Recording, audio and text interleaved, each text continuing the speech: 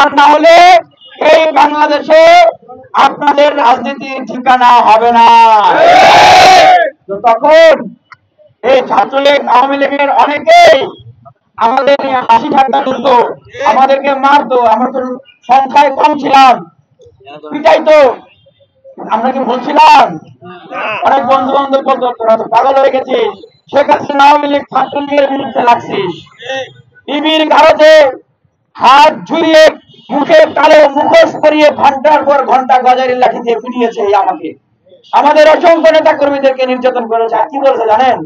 ঢাকা বিশ্ববিদ্যালয়ের পরও পাগল হয়ে গেছে না, শেখ হাসিনার পতন করবো, আওয়ামী লীগের পতন হবে, এই দুঃস্বপ্ন দেখো না। বাংলাদেশে আওয়ামী লীগ আর বিএনপি এর বাইরে কোন রাজনৈতিক দল হবে না, এর বাইরে কিছু হবে না। কথা কি ঠিক নাকি? কথা ঠিক? কথা ভুল? কথা ভুল। দেখেন, আমরা বিএনপির শত্রু না, যুব দল, ছাত্র দল, কৃষক দল, শ্রমিক দল, আমরা তাদের শত্রু না। তারা দীর্ঘ 16 বছর নির্যাতিত হচ্ছে। আমি এই সূর্যমুখী একের ভারতে 7 মাস ধরে কর্মকাণ্ডে ছিলাম।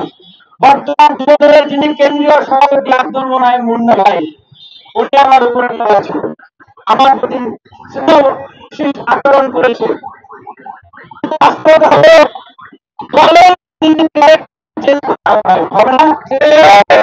আপনি যত ভালো মানুষ হন, আওয়ামী লীগের সময় বলতাম ছাত্রলীগ আওয়ামী লীগ এমন একটা মেশিন, এটার ভিতরে কোনো ভালো ছেলেকে ঢুকলে কি হয়ে যায়?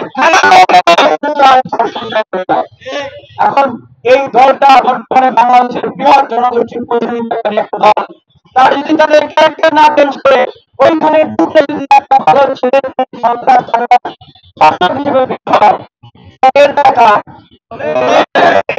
এখন ছাত্ররা স্লোগান দিচ্ছে আপনারা হত্যার দায় নেবেন না, ধর্ষণের দায় নেবেন না, খুনের দায় নেবেন না, চাঁদার ভাগ নেবেন, চাঁদার ভাগ যদি নেন এগুলোর দায় নিতে হবে না।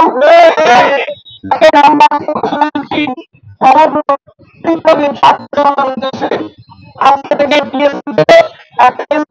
করে দেওয়া হবে, ক্রিকেট খেলা থাকেন স্কোরবোর্ড হবে, সেই স্কোরবোর্ডে 5 বছর পরবর্তী সময়ে কোন রাজনৈতিক দলের হাতে কতজন খুন হয়েছে সেটা বাংলাদেশের মানুষ দেখবে।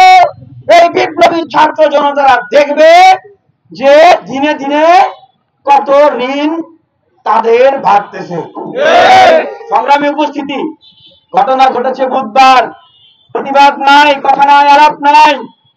এতদিন পরে আমরা জানলাম গতকালকে প্রতিবাদ। কেন? আমাদের মিডিয়া ভাইদের গলা কি টিপে ধরা হয়েছিল? ভাইরা আপনারা কোথায় ছিলেন? ঠিক আওয়ামী লীগের সময়ে এইরকম ঘটনা ঘটতো, আমাদেরকে মারতো, পিটাইতো, মিডিয়া প্রকাশ করতো না। অভ্যুত্থানের সময় বিজিএফআই, এনএসআই, আওয়ামী লীগের নেতা বলে দিত মিডিয়া কি প্রকাশ করতে পারবে কি পারবে না। কিন্তু অভ্যুত্থান কি আটকাতে পেরেছে? না, পারে নাই। মিডিয়া কন্ট্রোল করাও ফ্যাসিবাদী আচরণের সবচেয়ে বড় একটা আচরণ।